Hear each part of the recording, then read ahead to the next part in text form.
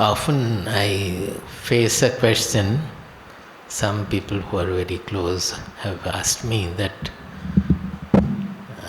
you met Swamiji first, then why did you not take initiation from Swamiji? How is it that you got initiated by Baba? There might be some providential secret, but there is something apparent also. My life has always been very natural. I have never followed any code or anything rigidly. Whatever the providence does, I have been flowing naturally like a river. So I was born in a family where spirituality was very much there, so spirituality was there with me, and I was thinking in the natural manner, reading some scriptures also in school.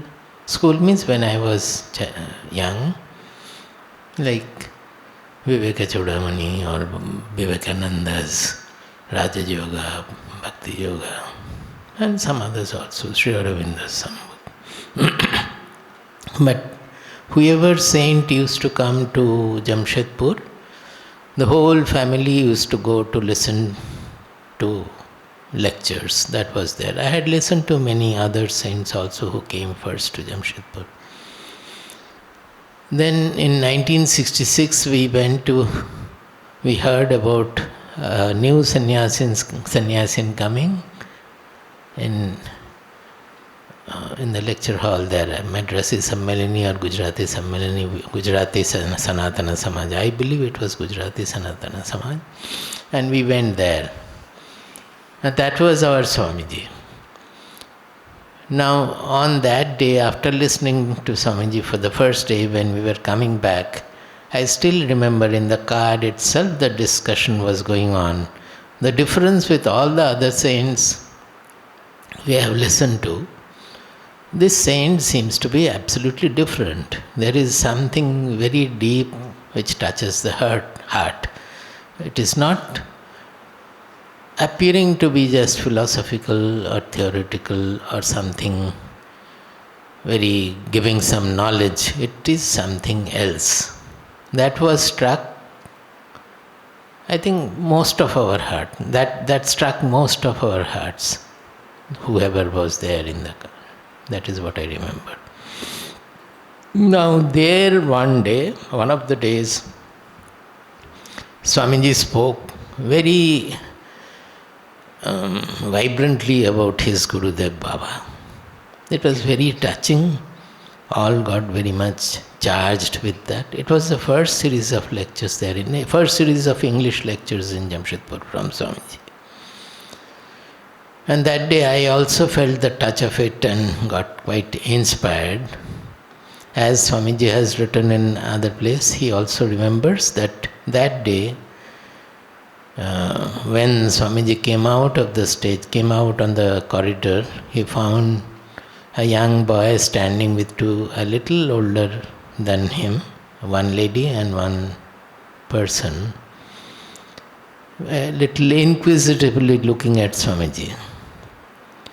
So Swamiji was going to perhaps to board the car, but he stopped at the corridor and looked at us. Then Swamiji describes that the other two persons remained there and the youngest boy approached me. That was me, myself.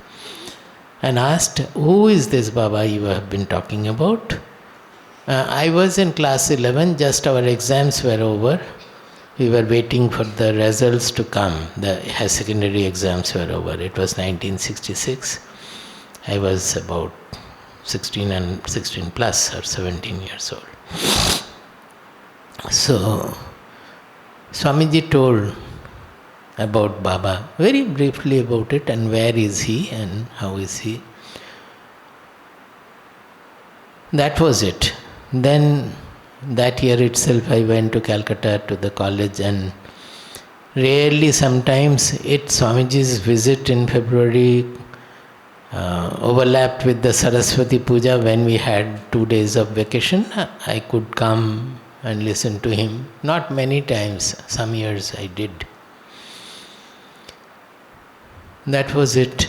And like that I finished my post-graduation and joined for PhD. Was staying in the hostel. I am saying this to express about how naturally things were happening. Till then, my parents, father and mother, they had been looking for Guru. And one or two sannyasis I remember who had visited, one sannyasin, another sadhu, who had visited our house also. My parents were thinking of taking Diksha from them. That I knew, but they did not finally decide, and they did not, perhaps, it did not satisfy their mind, so they did not take Diksha there. On the whole, being in Bengali family, and Bengalis were given to Diksha, everybody, every family, they were taking Diksha. So I had developed a little lack of interest about Diksha. So I never thought about Diksha at all. I had a little, as I said, I was natural, open, experimental, and I thought that I would never take up sannyasa also.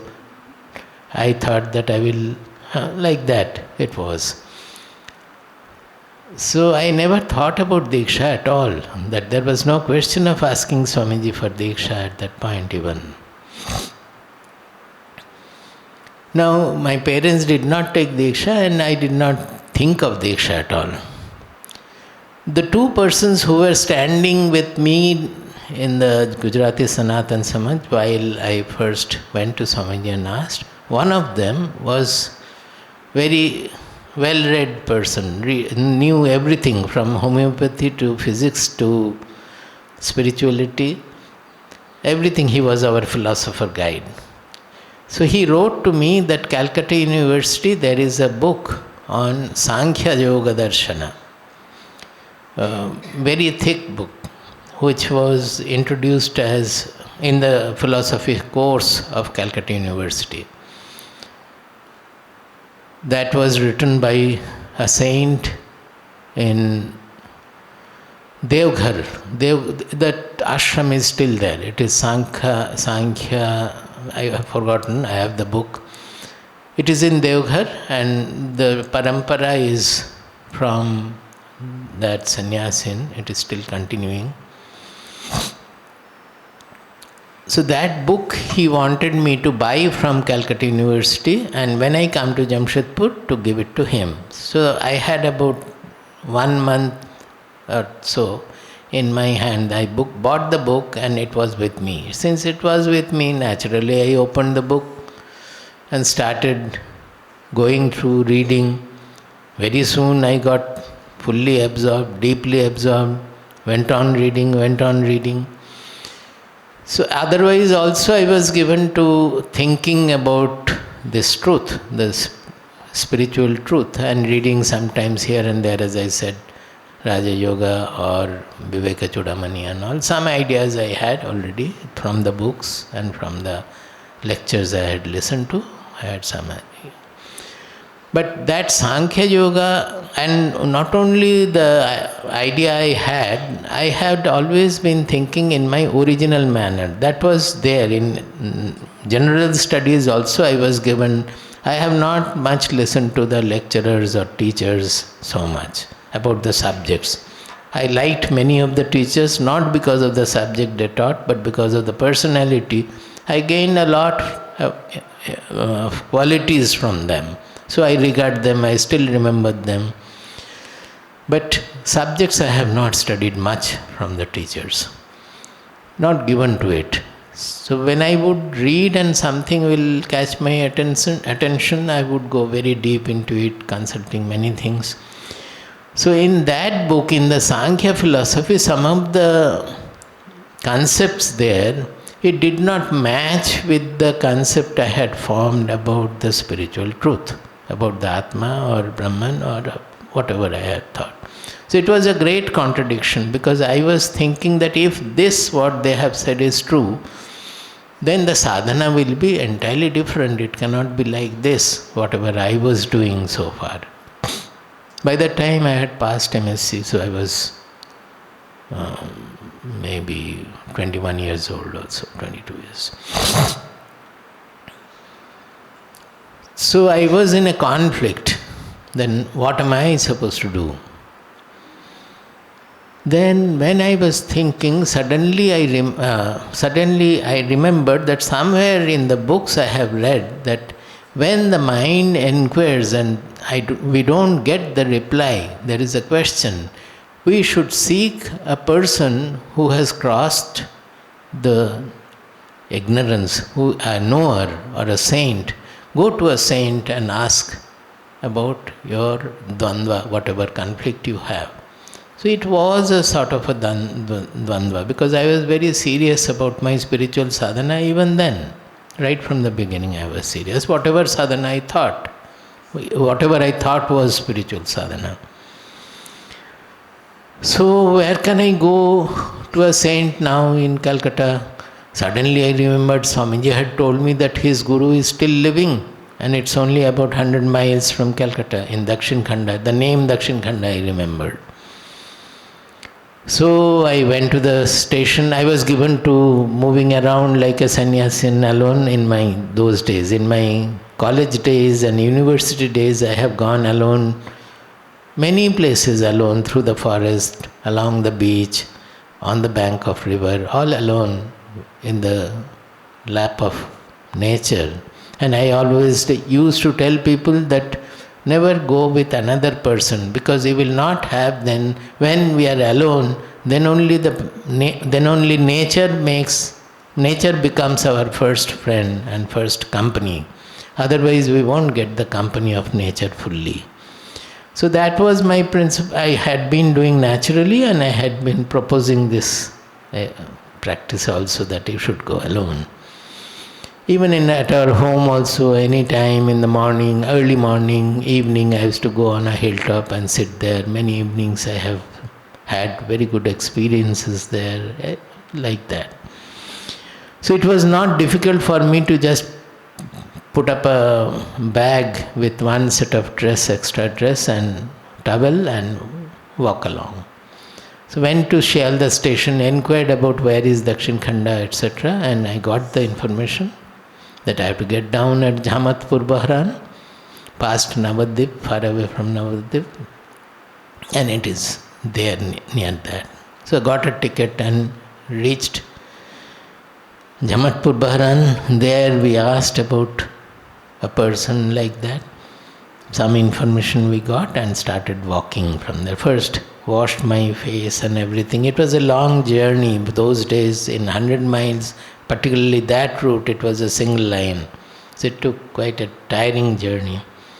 Got down and there was a tube well where we washed and then started walking. Crossed one Muslim village, then came the second village, according to the direction I got from the station, and finally reached Baba's house. So there I was asked to get to the first floor where he stays.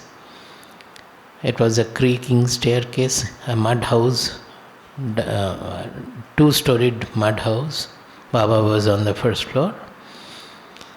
So I went there and nobody else was there. Somebody came with me, and then at the door I stood alone. Just as I entered the room, I have written about perhaps in Great Association or somewhere, that Baba was seated in a sort of a Bhadrasan, not full Bhadrasan, the knees coming up and like this. He was bones only, so looking quite like the very old sadhus we find in Ramayana and Mahabharata, particularly in Ramayana, picture of Valmiki, not Valmiki so much, but I think some other sense. Vyasadeva we have in that kind of a picture here. So sitting like that and looking very piercing eyes towards me. And he asked in Bengali, Ke baba tumi? Who are you, my son? Where from you have come? Ke patichitamang, who has sent you here? So I could not speak for some time. I was just standing because as I have written, it was like I went back to the Upanishadic age. A seeker meeting a hermit in his hermitage. Then slowly I came near and told that Swami Bhumananda Tirtha has sent. I came to know of you from Swami Bhumananda Tirtha.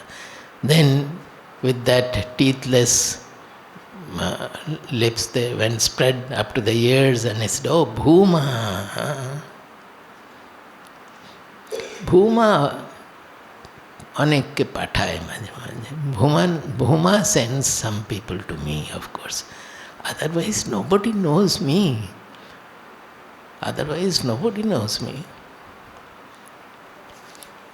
Then I sat. And then we started. He asked question, I was replying. And I think whatever I knew, perhaps there was an ego that I have, maybe, or the thought was there that I knew quite a lot of philosophy and I have formed my own concept of the truth, something. So whatever I knew, whatever Baba asked, I replied whatever I knew. Then he said that, see, whatever you have read and whatever you have listened to from different saints, they are all true. And whatever you have formed your own concepts about truth also, they are also true. All are true. But you are a student of physics. Suppose you read about some law, say Newton's law from the book.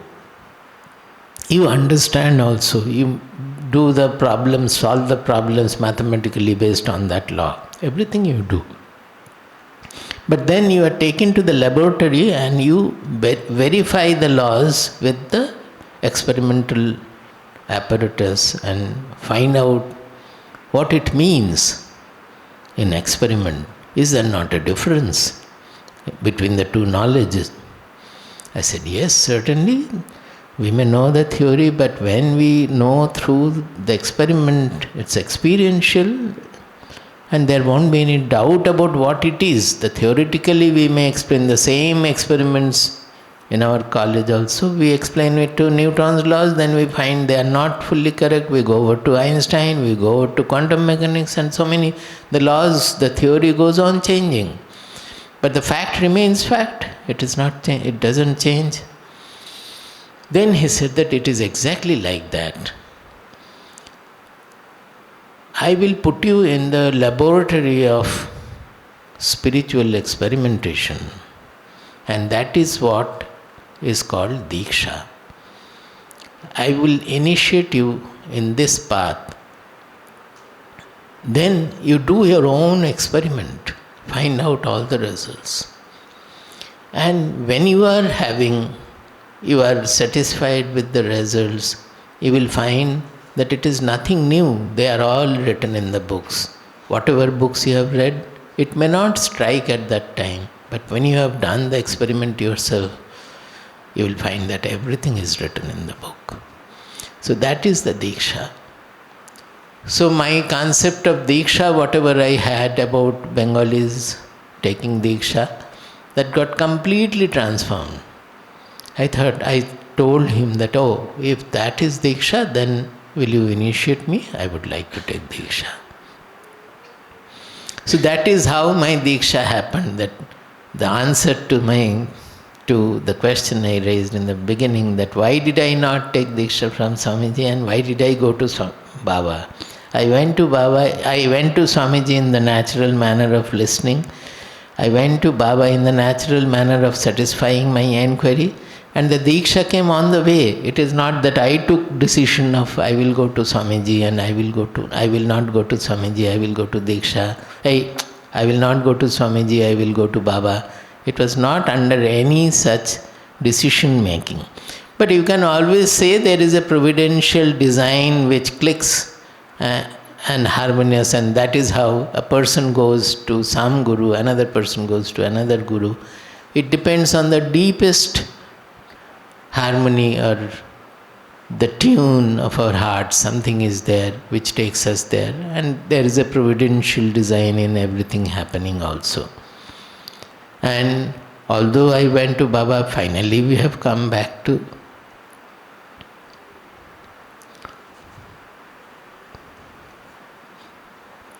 so finally sannyasa I took here. So I thought of just sharing this truth. I have not perhaps expressed fully like this. Even now I have not expressed fully, but this